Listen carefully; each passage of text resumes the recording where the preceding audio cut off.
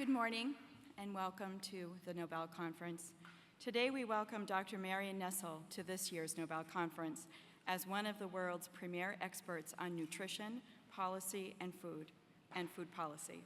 Dr. Nestle is the Paulette Goddard Professor of Nutrition, Food Studies, and Public Health and Professor of Sociology, Steinhardt School of Culture, Education, and Human Development at New York University, and Visiting Professor of Nutritional Sciences, Cornell University.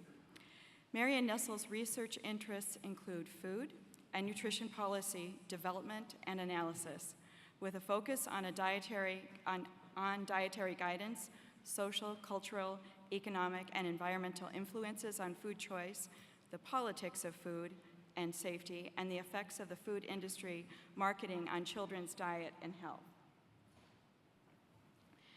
Dr. Nestle completed her undergraduate degree in bacteriology and a doctorate in molecular biology, all at the University of California at Berkeley.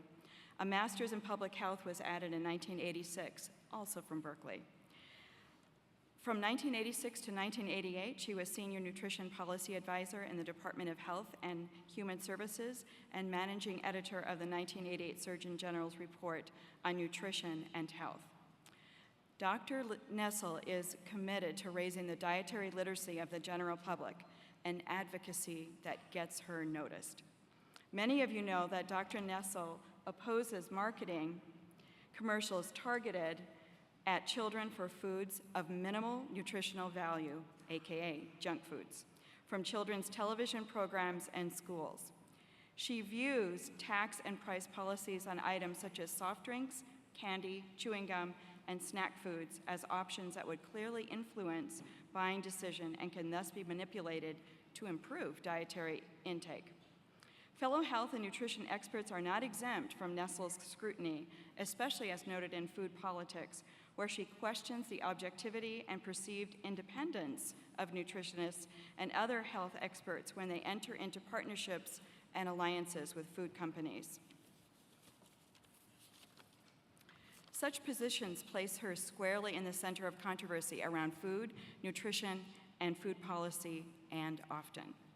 It is her commitment to raising dietary literacy and her healthy skepticism regarding food and food policy that made her a clear choice for the slate of this Nobel Conference on Making Food Good.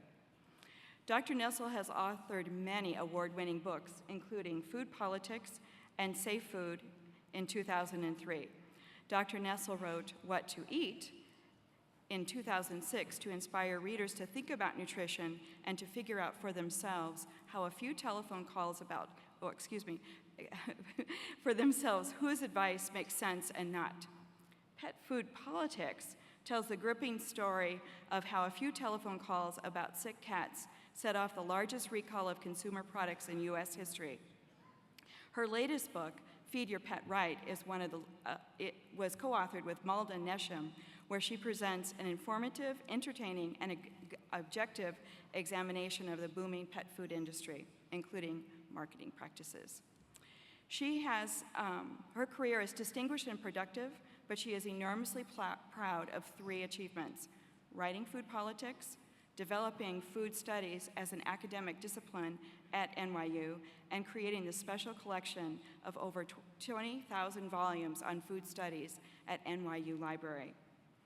Dr. Nestle is not all work and no play.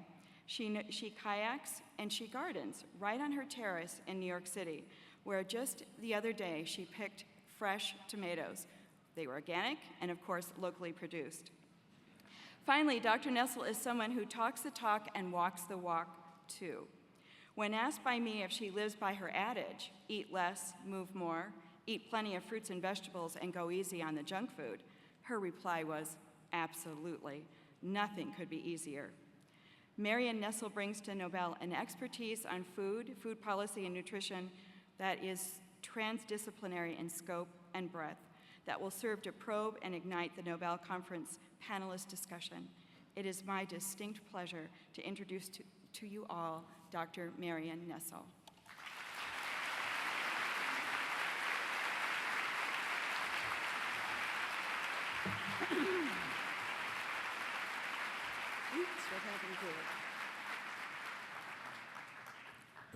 Thank you, Michelle, for that incredibly embarrassing introduction. I'll try to recover here. And thank all of you for the really great honor of inviting me to participate in this conference and to speak to you today. I don't think I've ever spoken to such a large audience, and it's a little overwhelming. Let me start with a commercial. This, as you just heard, is the latest book. I'm not going to be talking about it this morning, but it was a lot of fun to do.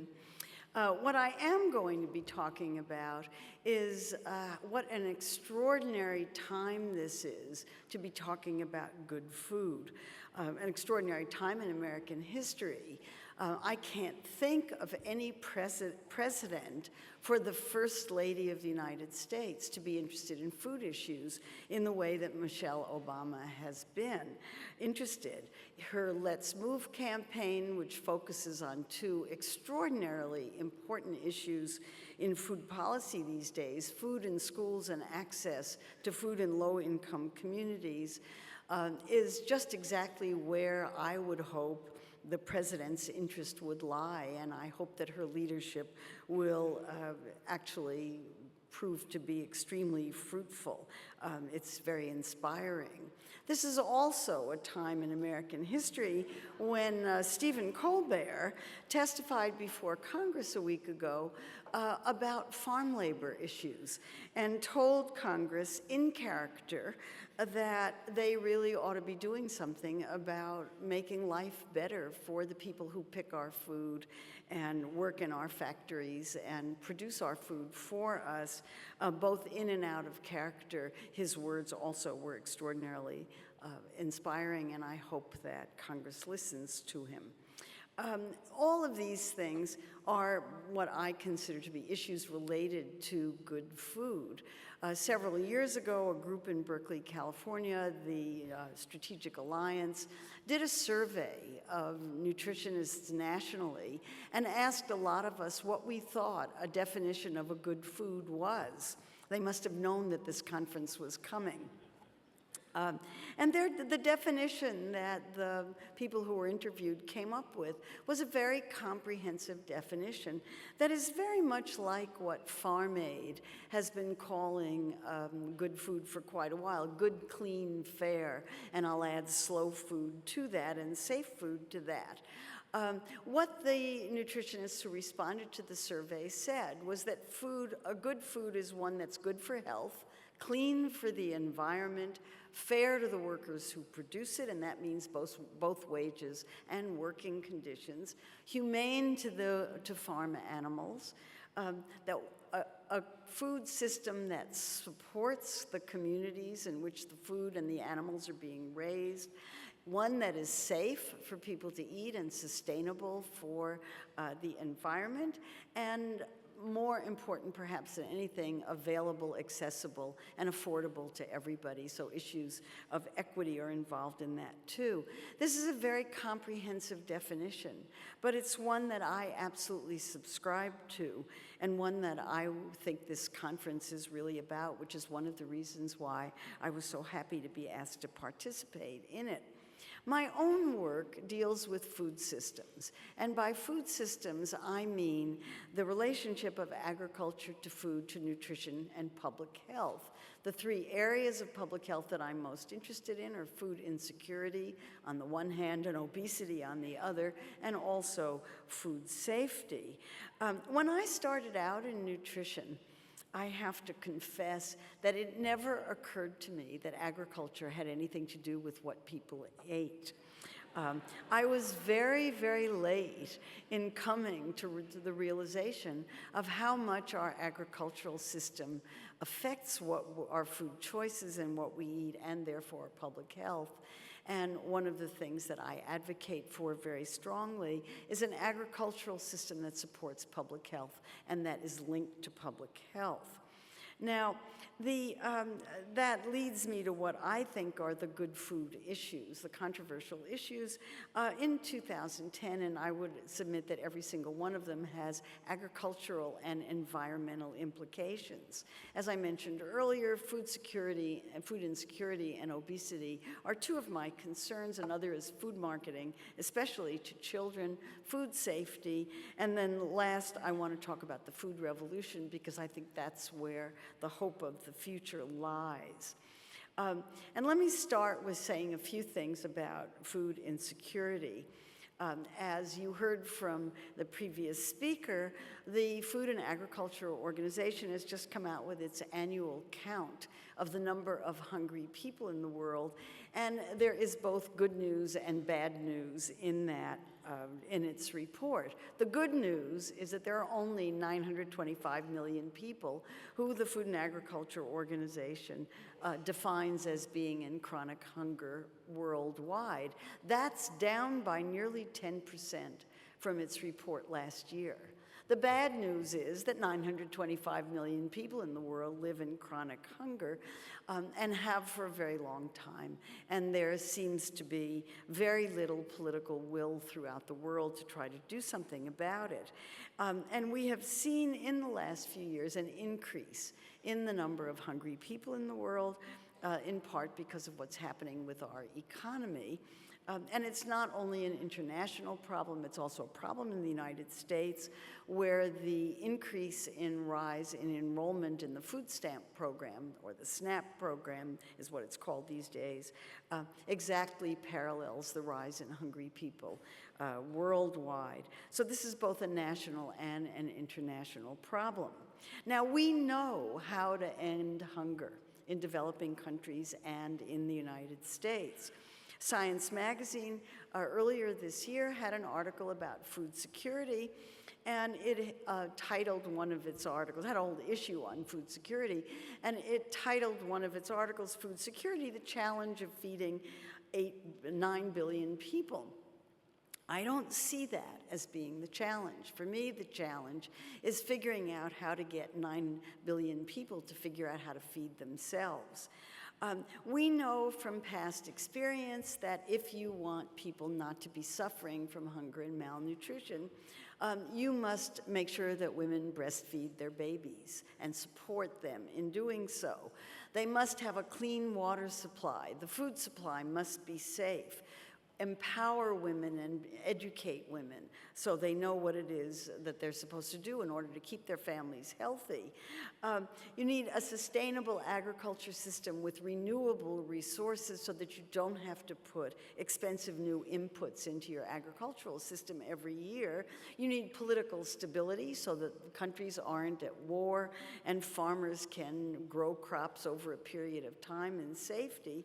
And you need some kind of income and social equity so that people are able to afford to buy the food that they need. Notice that these are social and not technological solutions to the problem of hunger. And so we're really talking here about societies and societal priorities. That's really all I'm going to say about food insecurity. Let me move to the other side of the calorie equation and talk a little bit about the problem of obesity, because it is rapidly becoming a major cause of illness, not only in the United States, but throughout the world and in developing countries. Now, my starting point from talking about obesity is always to start with public confusion about diet and health. The public is demonstrably confused about what to eat. And some of this has to do with the media's using of scientific studies, and some of it has to do with food marketing, I believe. But I think it's very important because you don't have to be a Nobel Prize winner to figure out what it is, what you're supposed to have for supper. In fact, it's so simple, as Michelle explained in her introduction, that I can summarize it in one slide. Eat less, move more, eat plenty of fruits and vegetables, don't eat too much junk food, enjoy what you're eating, and please don't eat my book. And if it seems more confusing than this, it's surely because of the effect of this kind of advice on the food industry. eating less is very, very bad for business. And this was beautifully expressed by an executive of Coca-Cola a few years ago who gave an interview to Advertising Age in which she explained that obesity had become the Achilles heel of the food industry. It used to be that food companies could completely ignore obesity and blame it on personal responsibility. If you're fat, it's your fault. And now they have to deal with it every day. They're under the gun on the subject of obesity, and it just really interferes with their marketing in a very difficult way. So I've observed this because my book, Food Politics, which first came out in 2002, came out in a second edition in 2007, and there were remarkable changes in the way people talked about obesity just in that 5-year period. In 2002, the media were talking about obesity as a matter of personal responsibility. If you had an obese child in your family with type 2 diabetes, it was really your fault. Why didn't you just feed your kid properly? 5 years later, the conversation had shifted, I think, in a very important way to start talking about our social responsibility for creating an environment in which it's easier for people to make more healthful food choices. And it's the food environment that really interests me and that concerns me, because I'd like to see healthy eating be the default. Just if you go to eat something, automatically you're eating something healthy. If you want junk food, you have to order it specially. Now, obesity, we can date the onset of the rise in levels of obesity in the United States quite precisely to the early 1980s. Prior to the 1980s, rates of obesity remained about the same, still pretty rare. Beginning in the early 1980s, rates of obesity started to climb quite dramatically. So we're sociologists. We have to ask the question, what changed in the early 1980s that made people either move less or start to eat more or do both? So let me look first at the moving less side of the equation. I'm not going to be saying very much about it because, in fact, the data show that there's been very little change in physical activity levels as far as anyone can tell. And I don't want to push this too hard because the data aren't very good. But they show that, if anything, rates of physical activity, reported physical activity, have risen a little tiny bit since the early 1980s. And if you look at the other side of the physical activity, the physical inactivity, inactivity has started to go down a little bit. Again, I don't want to push it too hard, but I think we can conclude from the available data that rates of physical activity have not changed much in the last 25 or 30 years. There is no question, however, that people are eating more now than they did in the early 1980s. And there are two sources of data that bear on that point. One is data on the amount of calories available in the food supply. Now, this isn't what people are actually eating. This is what is available for consumption, less exports plus imports. And what these data show is that in the early 1980s, there were an average of 3,200 calories available per person, per capita. Men, women, elderly, little tiny babies, everybody had available to them in the food supply 3,200 calories. By the year 2000, and now it's 3,900 calories available in the food supply, an increase of 700 calories. Now, again, that's not what people are actually eating. It's just what's available. A lot of it is wasted, but it's still a great excess, roughly twice what the country needs on average. If you look at data on dietary intake and you ask people what they eat, they all lie. But even there, they show an increase of 200 calories a day since the early 1980s. The truth is somewhere in between. We're not exactly sure. But there's no question that people are eating more. So we have to ask the question, how come people are eating more now than they did in the early 1980s? And here we have to go to two seemingly remote, there are many, many reasons that we can give, but I'm going to just talk about two of them. One is the change in agricultural support policy. In the early 1970s, we paid farmers not to grow food.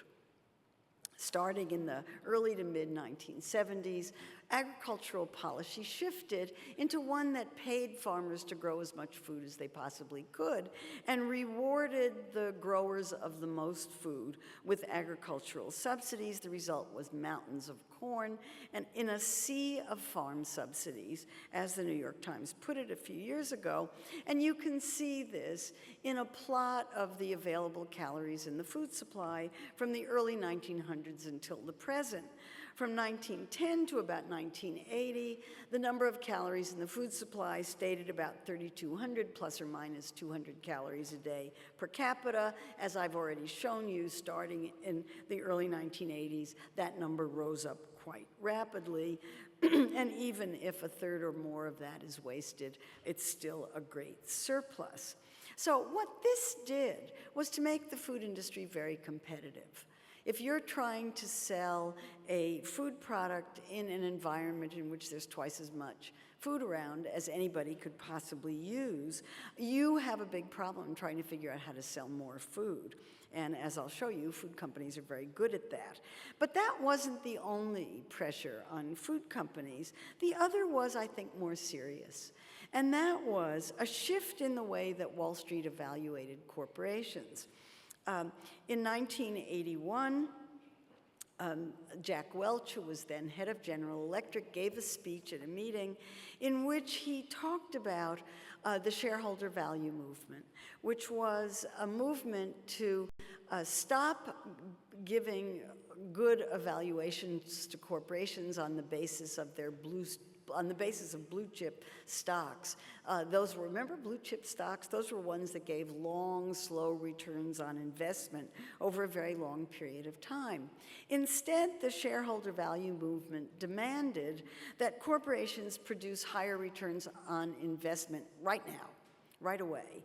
And the result of that was that, well, we're seeing the result of that in the chaos on Wall Street right now, but it was particularly difficult for food companies, which were already trying to sell food in an environment in which there was a tremendous surplus of food, and now they not only had to make a profit, but they had to grow their profits every 90 days and report growth to Wall Street quarterly.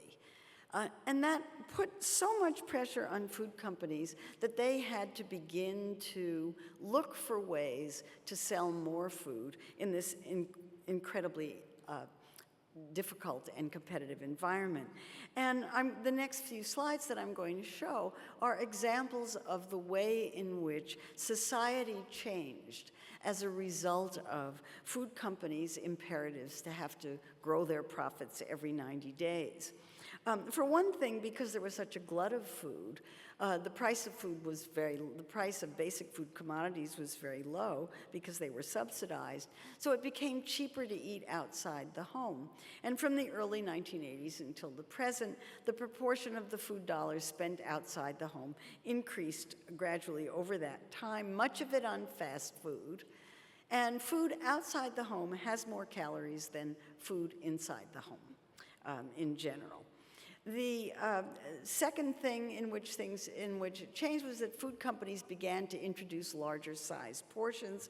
This is the work of my former doctoral student, now Dr. Lisa Young, who has tracked the introduction of large size portions into the food supply, and noticed that this exactly tracks with rising rates of obesity and rising rates of calories available and the rising amount of calories available in the food supply, with the big inflection point at that same date, the early 1980s. Here is Lisa at her thesis defense, where one of the things, she went out and measured the sizes of portions in the food supply.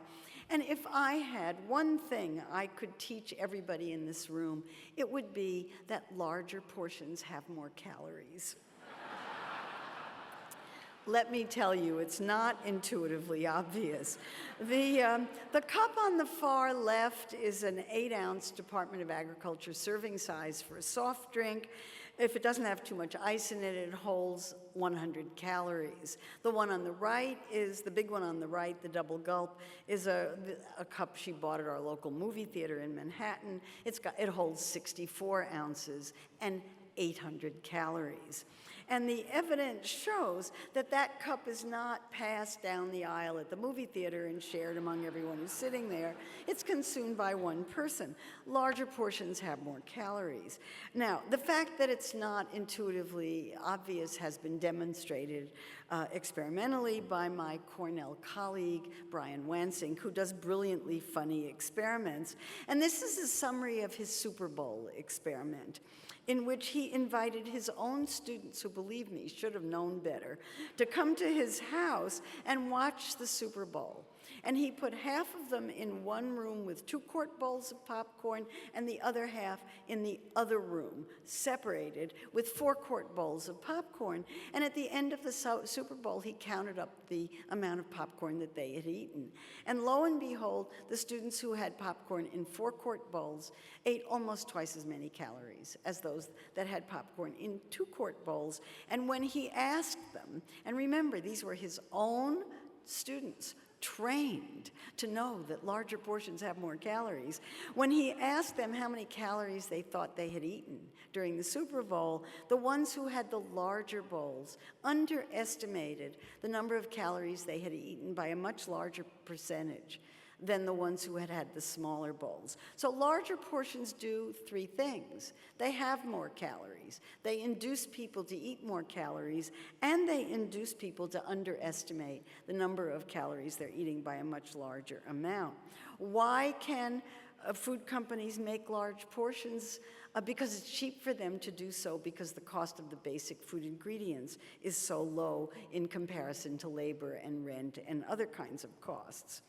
Another change that took place since the early 1980s is what I put under the heading of ubiquity. And the way I like to ask about this is to ask the question, when did it become okay to eat in bookstores?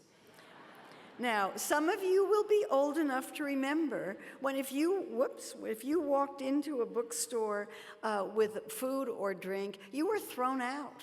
There was somebody standing at the front of a bookstore or a library, making sure that no food or drink was brought into it. At NYU, our library used to have signs all over it saying, "You can't eat or drink in here." Now we have 2 cafes in our library.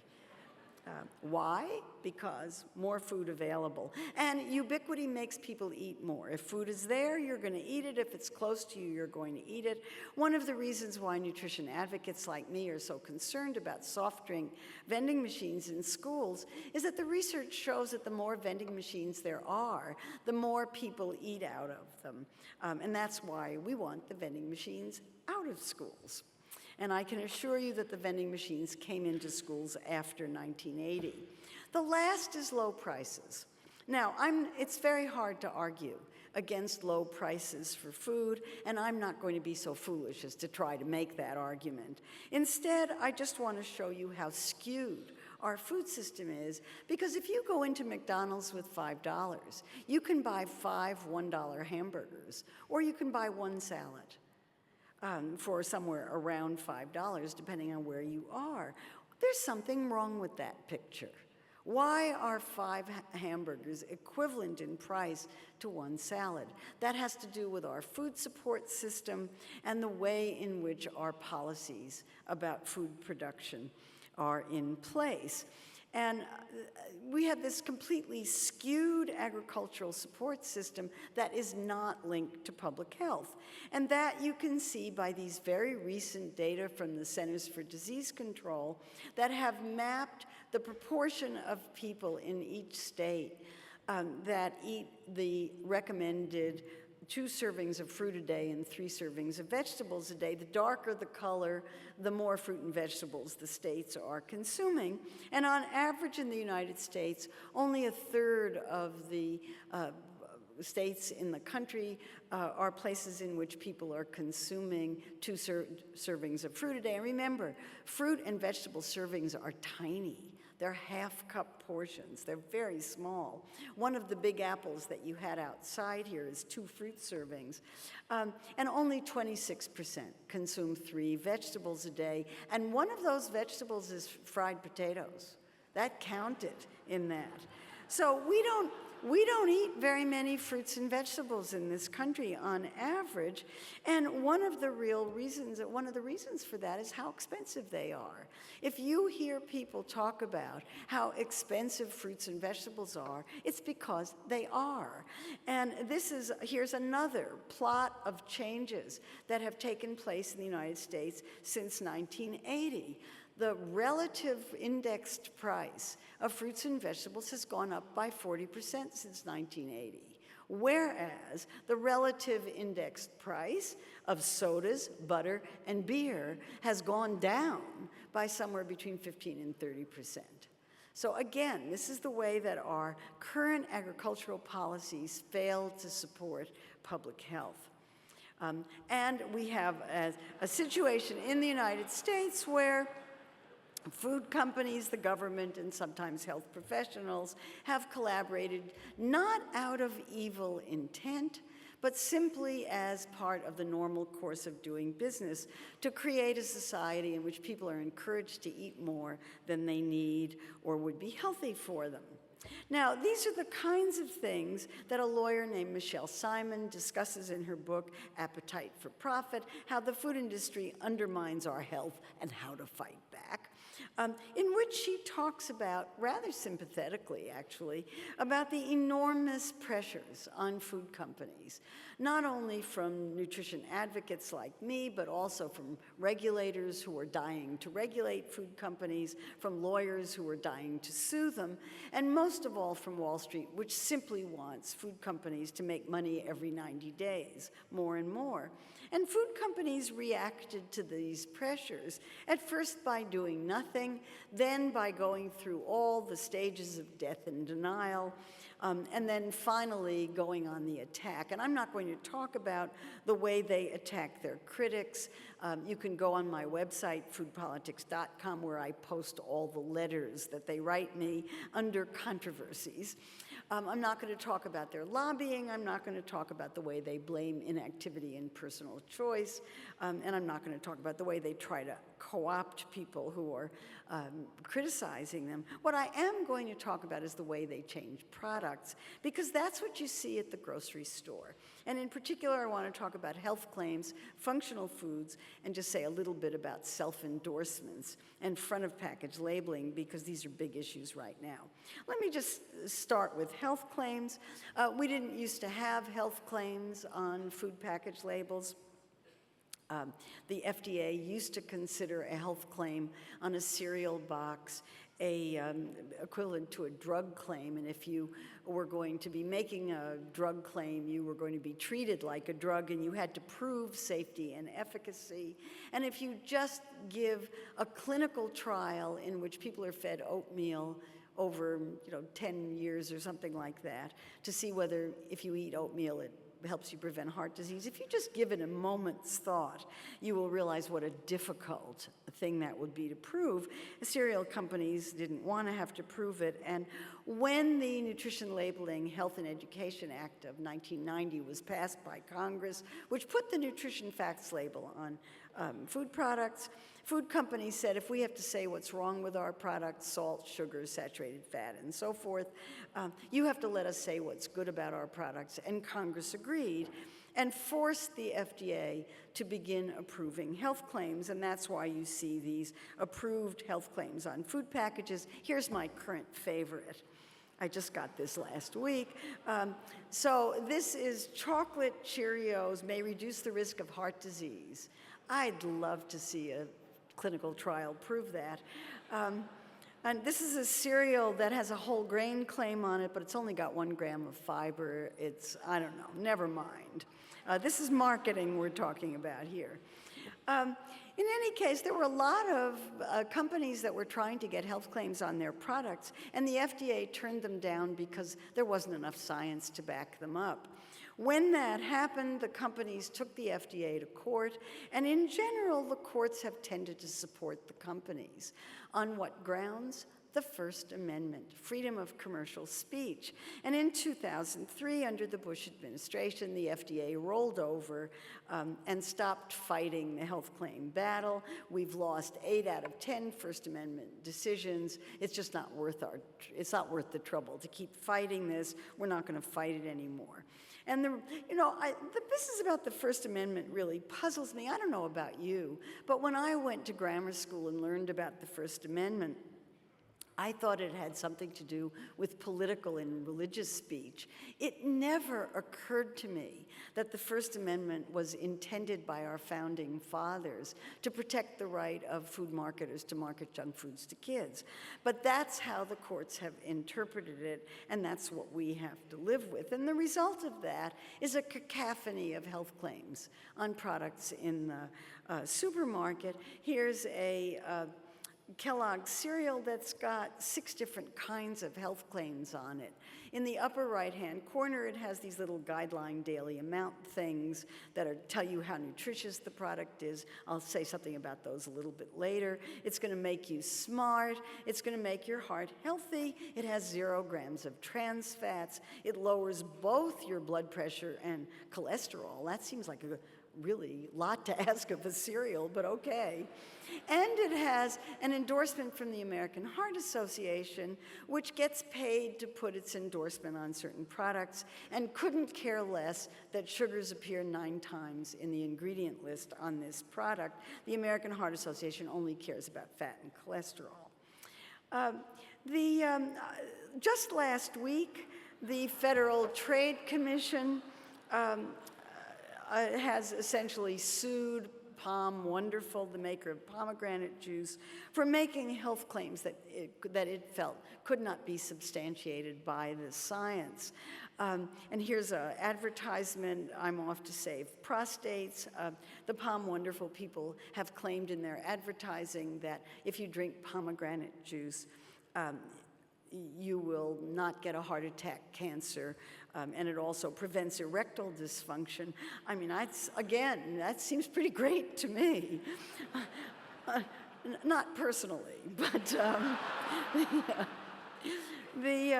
the science doesn't back this up very well. The science of antioxidants, for example, shows, in clinical trials, shows very, very little benefit of added antioxidants. But this is not really about science. This is about marketing. And the Palm Wonderful people have countersued the Federal Trade Commission on the grounds of First Amendment rights. And my guess is that this case is going to go all the way to the Supreme Court, and I don't even want to think about what the result of it will be with the current Supreme Court. But that's where we are in society on this, in part because the only kinds of processed foods that are selling these days are what are called functional foods. Functional foods with vitamins and minerals, antioxidants, probiotics, omega-3s, or herbal supplements. Now, the science, again, is quite weak on these, and I think it's fair to ask the question from a scientific standpoint: are these about health or marketing? There's no question that they're about marketing. It's the only thing that sells, and that's why there's so much at stake for food companies on these things. And that brings me to the question of self-endorsements, because if you have a health claim or a functional food, you can set up your own set of nutritional criteria for your products and then apply those criteria to your own products. And if you set up your criteria right, lots of your products will qualify. And that's exactly what PepsiCo and Kraft did in setting up the Smart Choices program and in setting up the Sensible Solution program. And here's some examples of some qualifying products. And if you talk to executives of these companies, as I have, about marketing these kinds of foods as health foods, they say, oh, no, that's not what we're doing. We're marketing them as better for you options. Something that is something that I think needs some debating. So one thing you might ask is, what happens if independent nutritionists set up the criteria for evaluating these food products? And that experiment has actually been done. And it was done by Hannaford Supermarkets, a chain in the Northeast, which, for reasons that I still cannot fathom, recruited a committee of nutritionists to meet for a couple of years to set up criteria for evaluating all of the products in their supermarket. And to their absolute dismay, when they applied those independent criteria to 27,500 products in Hannaford Supermarkets, the idea was that they were going to put 1, 2, or 3 stars on the products depending on how nutritious they were. When they applied those criteria to these products in the supermarket, only 24% qualified even for 1 star. And of that 24%, about 80% were fruits and vegetables in the produce section. So if you have independent criteria that are across the board for processed foods, not very many of them qualify as health foods. And that's why the whole question of front-of-package labeling has become so prominent. It became obvious that front-of-package labeling was going to be a problem when in Great Britain a few years ago, the British Food Standards Agency decided in its infinite wisdom that they would evaluate the nutritional quality of food products and put traffic light signals on them, red, green, yellow. And the thing about the traffic light signals that was so interesting was that consumers understood them really well, and they didn't buy the ones that had red dots on them. That put the British food industry in a bit of a tizzy, and so they came up with a countermeasure, which are these guideline daily amounts, these little tokens that you see on the top of cereal boxes now, and they proposed to use those instead, guaranteed for consumers not to even look at them, let alone understand them. They like those much better. So in the United States, the food industry was quite concerned that the that the Obama FDA particularly might be interested in using traffic lights on food products, and they decided to head that off by a voluntary effort of food companies to use a different kind of method. So the voluntary effort was the Smart Choices program, and a whole bunch of food companies got together with some nutritionists and some government officials and so forth, and set up criteria for saturated fat, added sugars, sodium, and a key nutrient, and they were then going to apply that to food products. And I was particularly interested in the sugar one because the cut point was 25% of calories from added sugar. And I was especially interested in that because I was called by a reporter for the New York Times who was asking what was new in nutrition, and I told him about this. And he said, why don't you go with me to a supermarket and let's take a look. And so we walked into a supermarket, and we started at the cereal section because cereals are always at the cutting edge of food marketing. And he walked right over to the first product that he saw with the Smart Choices logo on it, and it was Fruit Loops. 44% of calories from added sugars.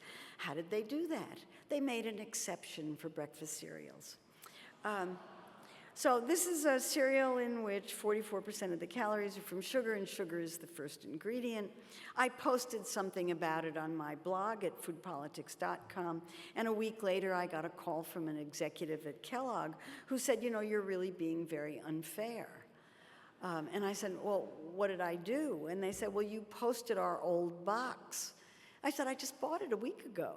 And they said, well, we have a new box. It has 3, and this new product has 3 grams of fiber in it, as opposed to the 1 gram in the previous box, and we think you should post that one instead. So I did, and asked the important philosophical question, which I hope Paul Thompson will discuss, which is a better-for-you product a good choice? Necessarily. I think that's something that's debatable, and it would be very interesting to hear your thoughts on that.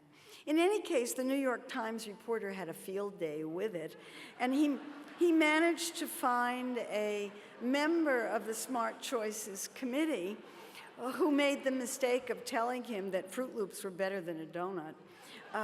And The Economist, that radical magazine, showed this picture of this young lady eating Fruit Loops, and the caption was, "It's practically spinach." With that level of ridicule, and ridicule is very bad for food products, with that level of ridicule and also a great interest from the Connecticut Attorney General, the Smart Choices program was withdrawn. But the Food and Drug Administration is very concerned about the whole front of package labeling issue and is looking at ways to get rid of all the individual companies' logos and to try to put something uniform that would be more consumer friendly. And this caused a colleague and I to write an article for the Journal of the American Medical Association, which we titled Front of Package Labels, Public Health or Propaganda. You can pretty much guess where we came down on it. But one of the things we suggested was that all of those kinds of nutritional symbols go off of food packaging, the null hypothesis. I don't think they're going to listen to us, but it was a good idea.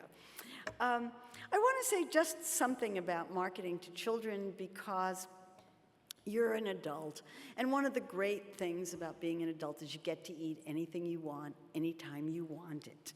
With kids, it's somewhat different, and one of the things that concerns me about marketing to children is they're vulnerable. There are 3, they don't have much money of their own, but there are 3 reasons why marketers want to sell directly to kids. The first is brand loyalty.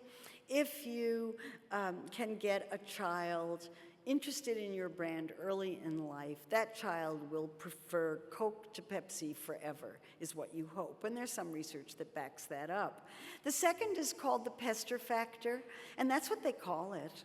And you know exactly what it is if you've ever seen a 2-year-old in a supermarket lying on the floor and having a conniption fit because the parents said no. You want kids to pester your parents to buy products, and you don't want the parents resisting.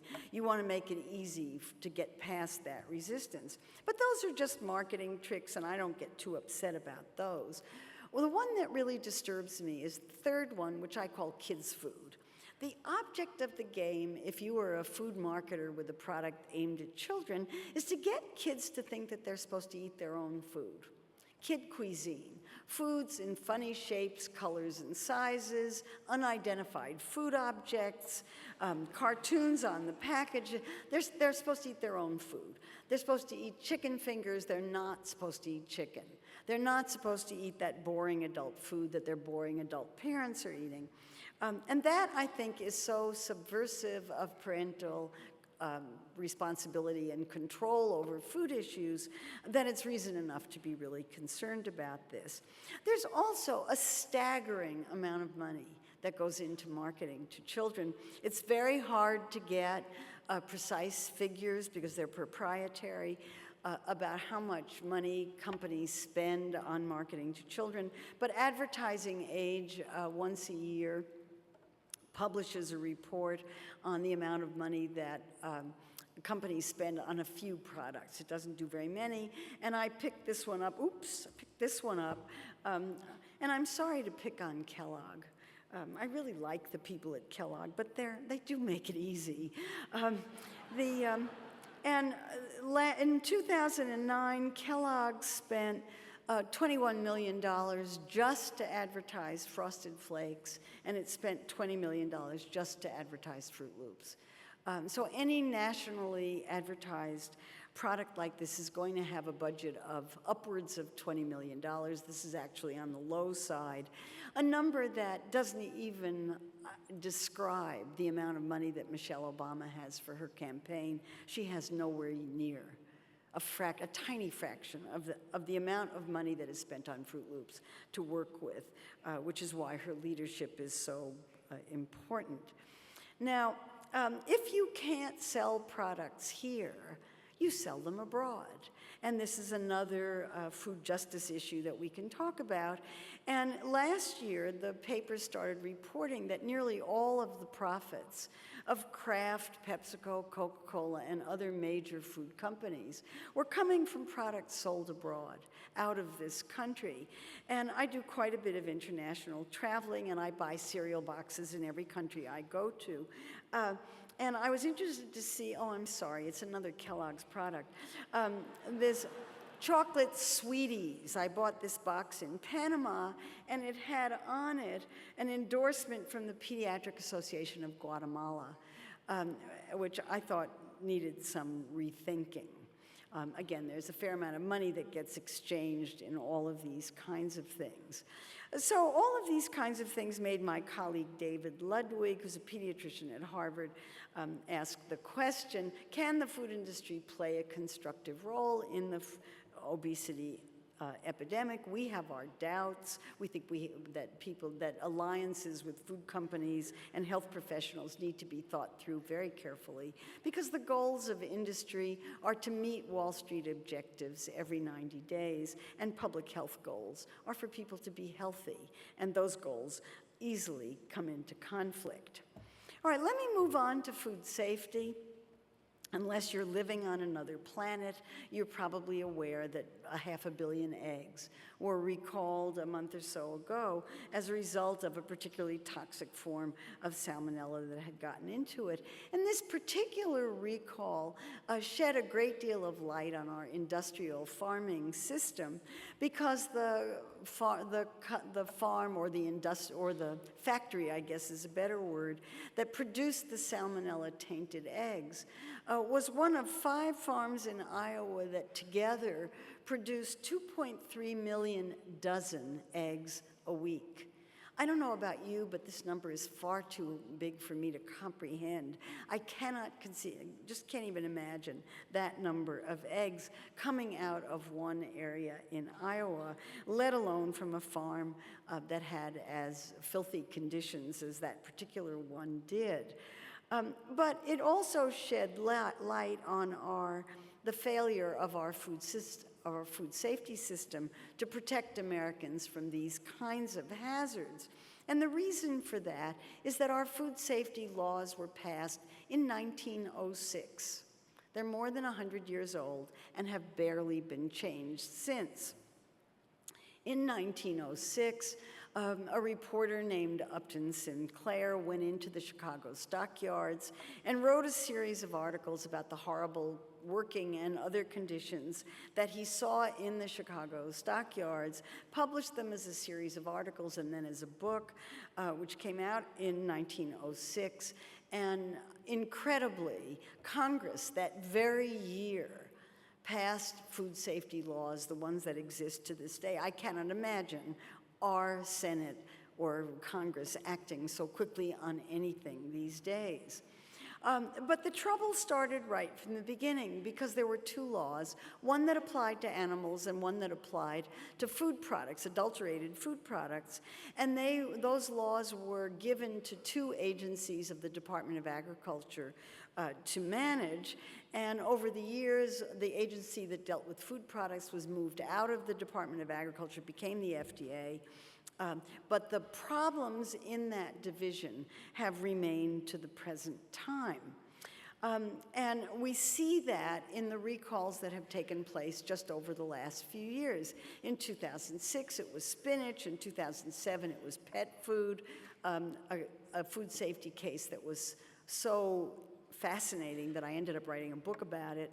In 2008, it was tomatoes. Oh no, it wasn't tomatoes, it was jalapeno peppers. In 2009, there was one after another, the peanut butter, the pistachio, and then the Nestle's Toll House cookie recall, each more shocking than the next.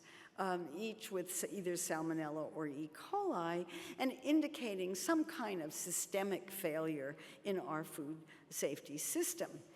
The systemic failure is that we know how to produce safe food, but we either don't do it or we don't enforce it. When NASA, the space agency, first started sending astronauts into outer space, they were extremely worried that astronauts would develop food poisoning under conditions of zero gravity. Ooh, you don't even want to think about that. And so they developed with actually Pillsbury a system with a horrible name that nobody can ever remember called HACCP, Hazard Analysis and Critical Control Points, which is a science-based food safety system that simply requires companies producing food to look at places in their food production system where hazards could occur, take steps to prevent those hazards, monitor to make sure those steps were taken, and test to make sure that the monitoring is working. And if it's done well, it works, and food is produced safely. We have HACCP rules for a handful of foods in our food supply. In the mid-1990s, HACCP rules were imposed on meat and poultry producers on the agriculture side of the regulatory fence. The Agriculture Department has been lax in enforcing those rules, and that's what all the hamburger recalls are about. On the FDA side, as a result of the Odwalla juice E. coli problem some years ago, the FDA was able to get HACCP rules for fresh juices. It has HACCP for seafood, but has had a great deal of trouble enforcing it. And it has HACCP rules. When the Obama administration came in, the first thing they did was to release the HACCP rules for shell eggs, but those did not go into effect until July 2010, which was already too late for the DeCoster egg recall. Dairy HACCP is voluntary, and so is everything else. So we don't have a science-based food safety system in this country. Everything is voluntary, and companies are free to voluntarily follow them or not, and we saw quite a bit of that in the egg recall.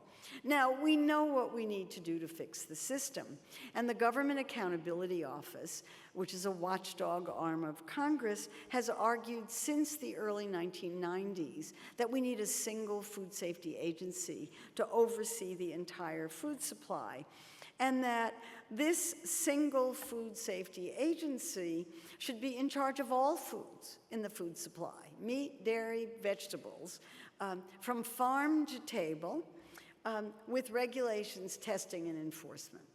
Everybody agrees that this is what is needed. Now we get to Congress. In July 2009, a year and 2 months ago, the House passed a food safety bill that would not produce one agency. That was considered politically impossible, but would at least fix the FDA's part of food safety regulation, and would give the FDA authority over all foods under its jurisdiction from farm to table with regulations and enforcement. And they passed that bill 13 or 14 months ago. That brings us to the Senate, which has not budged on that bill. Maybe it will take up the bill in December. There's been all of this political nonsense about it. This is a bill that has bipartisan support, and yet it was held up by one senator, and now it's under cloture rules, and really getting into the complicated parts of politics. There is still a chance that it will pass in December, and if it doesn't, it's a national scandal, in my view. Or maybe this is the solution to the problem.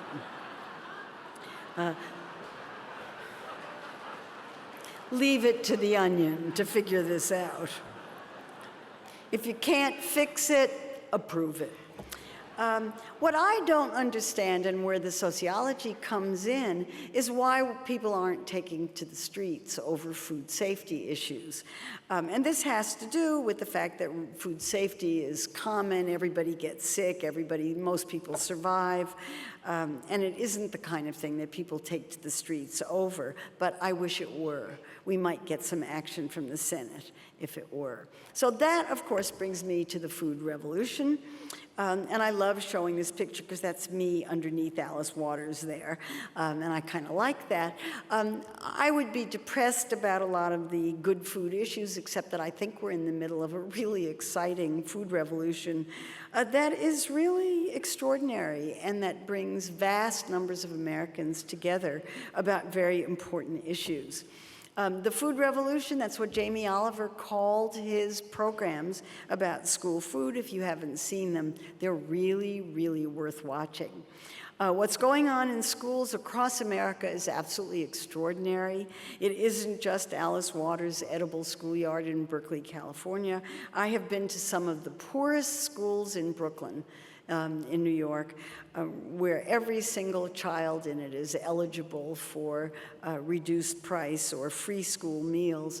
And I have seen delicious food being served at lunch, a hook to the community based on local foods, seasonal, organic, all kinds of things going on at these places. And the food, when you walk into the cafeteria at lunch, it even smells good. An extraordinary experience. This is happening everywhere.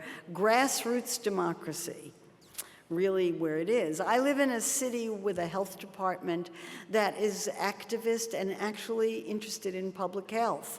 The last two heads of the New York City Health Department have both been extremely activist-oriented about trying to help New Yorkers be healthier, and they're backed up by an extremely wealthy mayor who gets to do anything he wants, apparently, even put calorie labeling on fast foods.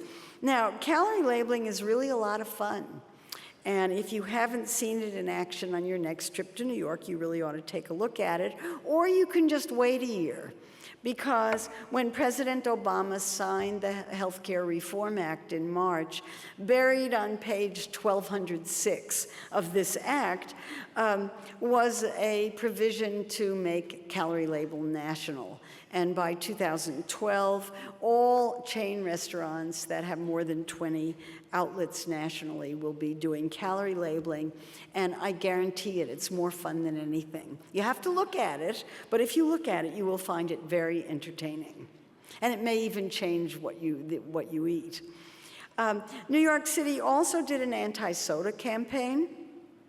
Don't drink yourself fat, trying to make the point that if you drink sugary sodas all day long, you're going to be putting on fat.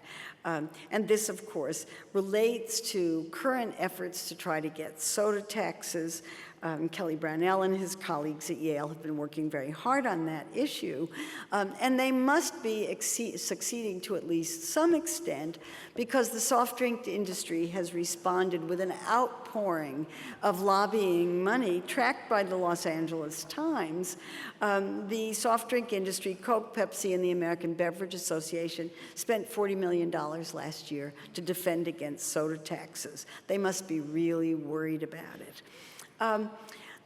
That's on the consumption side. On the production side of the food revolution, we see the organic revolution, the animal rights and animal welfare revolution, the slow food movement, the local agricultural movement, and you've got that here in Minnesota, what I call the edible movement, because there are now 65 edible magazines throughout the country that are leading the way in the local food production movement. And if you haven't seen Edible Twin Cities, it's really worth a look.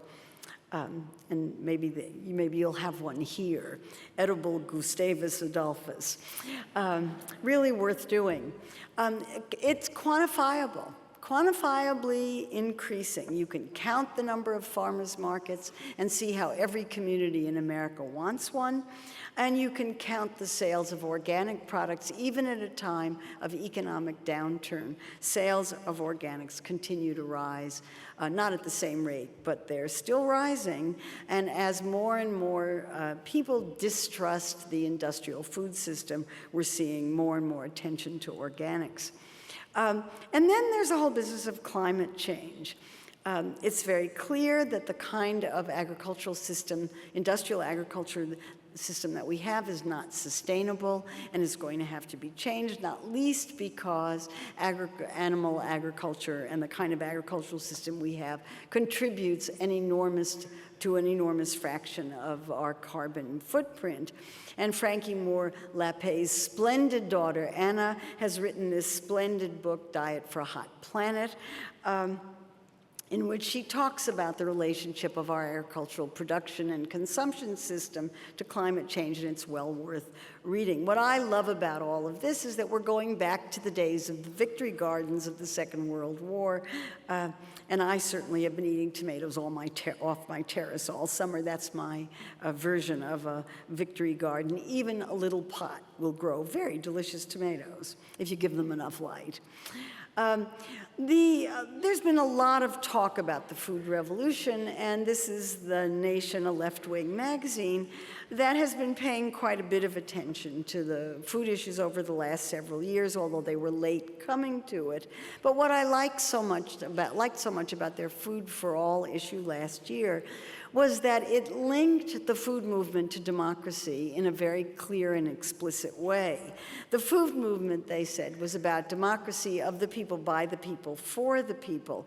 And it's the democratic part of this that I find so powerful because it encompasses everybody. Everybody eats. And every choice that you make, you're voting with your fork for the kind of food system that you want and the kind of food that you want.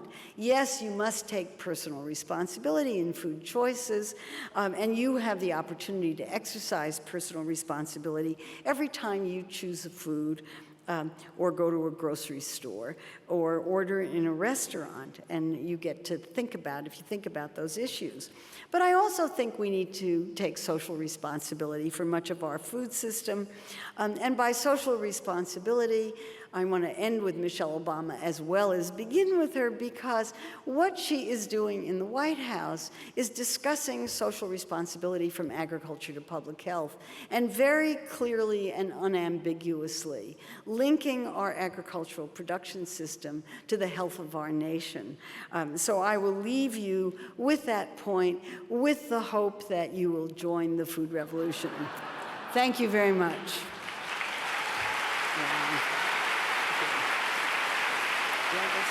All right, I think we're ready to get started with the question and answer period. If you could please find some seats, that'd be great. I think Dr. Nestle would like to make a comment to start us off. Oh, I just want to say that for those of you who are going to be twittering and tweeting, I tweet at Marion Nestle, and I'm going to be reading what you say, so be careful. Okay, thank you. We'll be sharing with her all the questions as well, so just so you know that as well. I think one of our panelists, Dr. Thompson, maybe had a comment. So I want to thank you, Marion. It's just a fantastic way to kick off the conference and a presentation that I think gives all of us a lot of things to think about. But I really want to push you to maybe respond to a tension that I see in the direction that the food system is moving. And I'll use the example of apple growers in Michigan. Apple growers in Michigan, primary successful product, I'm talking about very small scale orchards, have benefited a great deal from the push for local, but have suffered a great deal in response to the introduction of HACCP into the fresh fruit industry. It's become very difficult for many of these small producers to meet HACCP regulations and continue to produce marketable apple ciders. And I just see some push and pull in the picture that you painted, and I wondered if you had any suggestions or ideas about how we negotiate some of those tensions?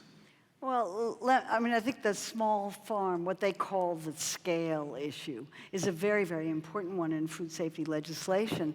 My own feeling is that everybody who's producing food ought to be producing food safely. And I don't see why HACCP should be expensive, and maybe somebody can explain it to me. It does require some paperwork, but my understanding is that the food safety law is going to, its purpose isn't to go after small farmers, and that the real question is whether you trust government in this situation. I could think of lots of reasons not to trust government, so I'm quite sympathetic to small farmers, but I think they should be producing safe food, and HACCP is a really good way to do that. Whatever you call it, science-based food safety regulations, they should not be producing food that kills people. Okay. Thank you. Any other panelists? Oh, Linda Bartoshuk. Yeah. Marion, thank you. That was absolutely wonderful. One of the things we know, and the food company is so responsive to these pressures because basically they want to give us what we like. Unfortunately, there are biological reasons what we like is salt, sweet, and high fat. So one of the things that's really lacking here is science that tells us how to use what we know about the acquisition of pleasure from food to make ourselves like healthier foods. I see very little government support for research of that type, and it seems to me it's essential to head off some of these problems by even giving the food companies some tools to help them make us pick healthier foods. Yeah, that's really a good point. I'm very fortunate, and I happen to like fruit and vegetables, particularly if they taste good. And I happen to like food in general. I've never met a food I didn't like. From the standpoint of food companies, if you make a processed food, you're doing things to that food that are going to remove flavor, and you cover that up by adding sugar and salt. And so here's the government saying, we want you to cut down on the salt and we want you to cut down on the sugars. It's hard for them to figure out what to do because these are the products that they're selling. People have become accustomed to eating foods with these levels of salt and sugar. And people are not exposed to other kinds of foods when they're young and whatever. That's why I think the food in school is so important and why it's so important to teach kids to cook. Because kids who learn how to cook have a completely different relationship with food than kids who don't. Very good. Bina. Bina, yeah. Well, thank you very much. That was a wonderful talk. And it set off all sorts of questions in my own mind because, of course, food markets are increasingly global. And therefore, food habits are becoming very similar and globalized. Fast food is extending and obesity along with it to markets to the small towns in India and China and elsewhere. So what the Americans do and Europeans do matters a great deal in determining global food habits. But also it's interesting that sometimes safety standards which may be followed by companies here are not necessarily followed by companies elsewhere. And the example of Coca-Cola, as you remember, there was a big outcry of the kind of water it was using in India. And the testing of Coca-Cola and the quality was quite different in terms of its safety standards compared to the Coca-Cola sold here. So I wanted you to comment on that. Well, if I may, I'll use an India example because I've been to India twice in the last year. And the first time, I got caught in a very awkward situation and ended up in places in India where tourists don't usually go and probably shouldn't go. And I was astounded how in little tiny towns where there were no restaurants or no obvious sources of supermarket or food, there were Pepsi-Cola, Frito-Lay products absolutely everywhere. Yes. Absolutely everywhere.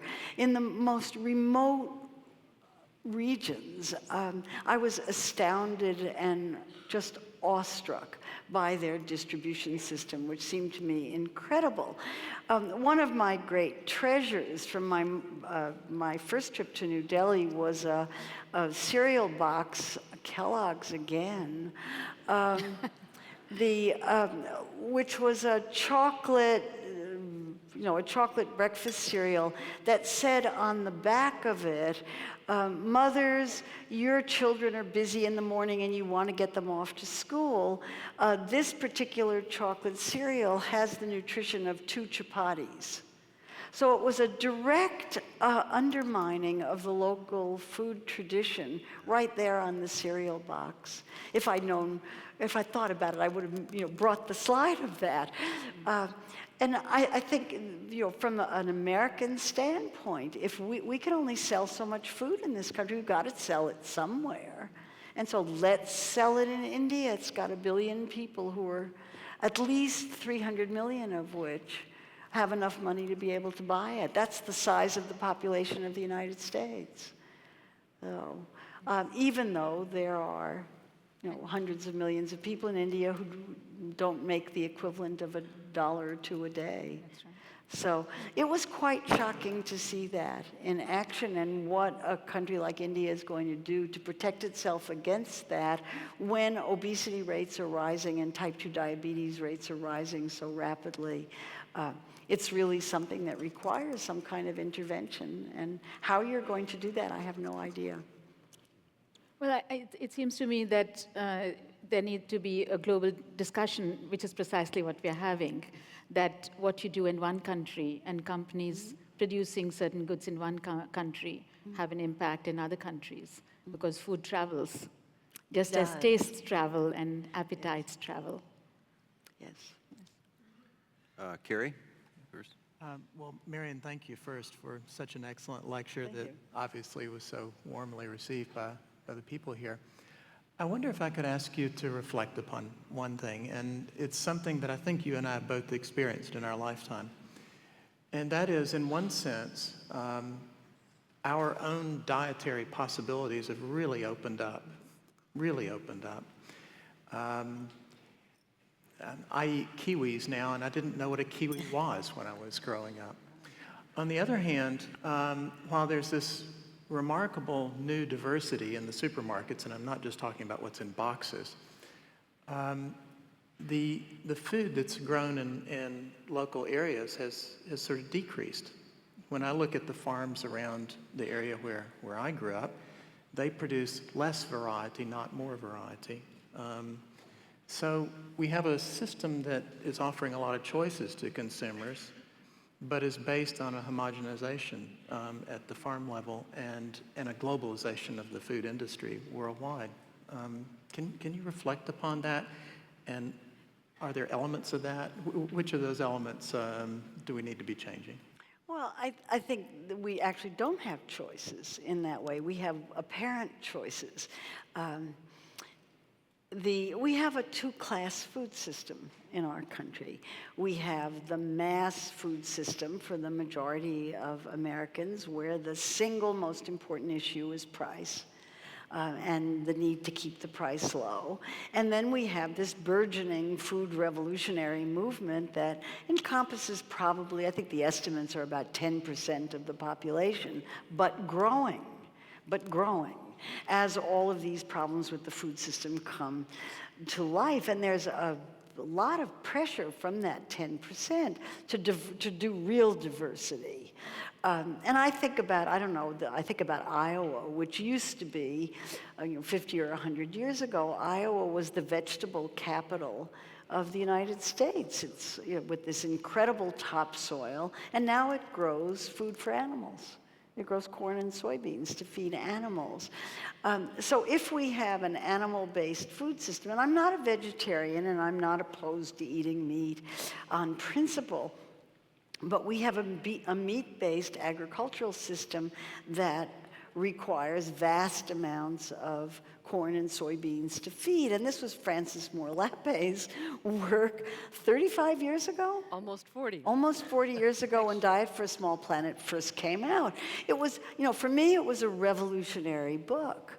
I had never thought about those issues before. And the book made that point, and here we are, nearly 40 years later, making the same point. But look what's happened in between. And what's going on in supermarkets is an example of that. I mean, you can go into any supermarket in America and get vegetables now. That wasn't always the case. So don't take it for granted. You have to work on that. Okay. Frances, you have a question? Thank you so much, Marion, and thank you for mentioning my daughter's book, of which, of course, Oh, I I'm love her extremely daughter. proud. I'm obsessed with the question of why. Why this brainy species that we are has turned our food supply into a great health hazard. So in the why category, you mentioned a number of important things. You talk about the shareholder value movement and the pressure for quarterly profits, and you talk about the shift of view to, corporate personhood. Corporations have the rights of individual people. When did that happen?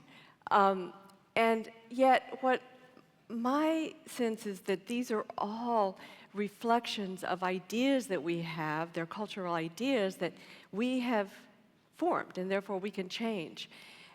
And I want your response on this thought, that to me, the change that began in your beautiful charts and in the 80s was also very much a product of a dogmatic notion of government as the enemy, and therefore government regulation, oversight, and as terrible example of how this particular piece of food safety can't pass the Senate.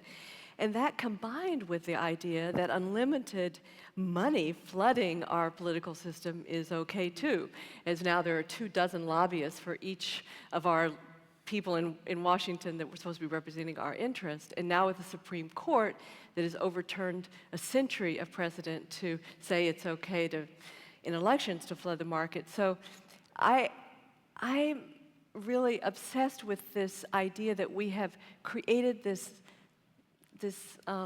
unhealthy and dangerous food system by set of these larger ideas that we have to really go to address directly. And right now, there is in Congress a bill that just passed the House committee last week that would enable a fair elections approach that would go a long way to enable us to get money out of politics. So I'm just curious more about what you think of the causes, these deeper questions. Yeah, I mean, the most important, there are two things that are the root of corruption in our political system and the root of problems in our food system. And the first is election campaign laws.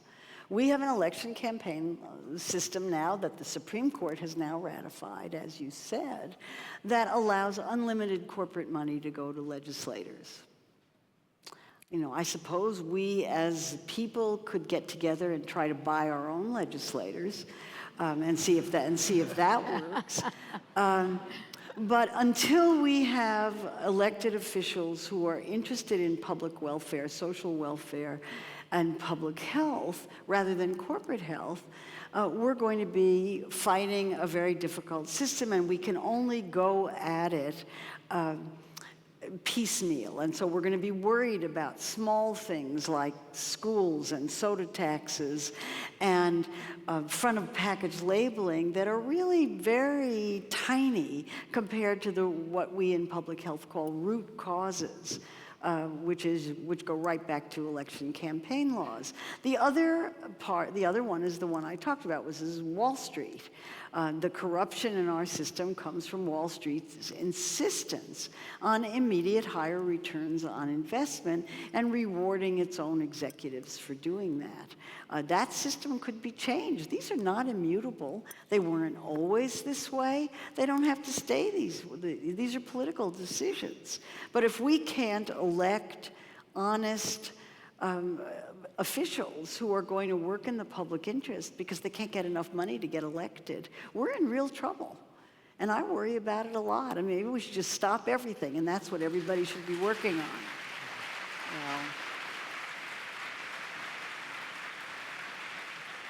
Hey, thank you.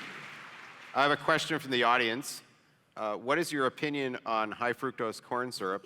And what do you think about the research saying it's causing obesity? Yeah. High fructose corn syrup, I hate to break this to you, but the science is on the corn refiner's side on this one. It's just like table sugar. It's really no different. And the big problem is its quantity. Yes, it's associated with obesity, but so is table sugar and any other kind of sugar because we eat so much of it. I could have shown a 1980 to the present plot that would look just like all the others I showed, that would show the rise in consumption of high fructose corn syrup. But actually, I think high fructose corn syrup's over. And it's not going to make any difference because it's going to be replaced by sucrose, table sugar. But the corn refiners, have petitioned the FDA to change its name to corn syrup.